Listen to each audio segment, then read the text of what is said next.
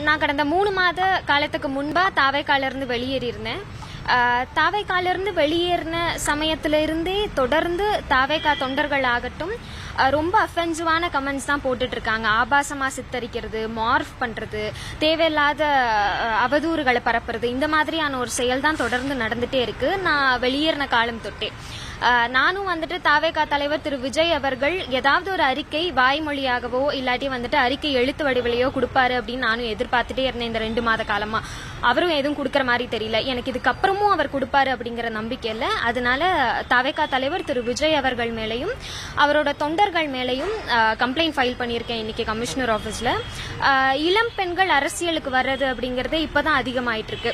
இப்படி இருக்கக்கூடிய ஒரு சூழல்ல அவங்கள பத்தி ஒரு ஆபாசமான கருத்துக்கள் பதிவு பண்ணும்போது அவங்களுக்கு எப்படிங்க அரசியல் களத்துக்கு வரணும் அப்படின்னு தோணும். பெரியார் அவர்கள் அன்றே சொன்னாரு, கரண்டியை பிடுங்கிட்டு பெண்கள் கையில இருந்து புத்தகங்களை கொடுங்க அப்படின்னு சொல்லிட்டு. இவங்க மறுபடியும் வந்துட்டு கரண்டியை கொடுக்கக்கூடிய ஒரு நிலையை தான் தாவேகா தொண்டர்கள் ஆகட்டும் தாவேகா தலைவரும் வலியுறுத்துறாரோ அப்படிங்கிறது என்னோட கருத்து.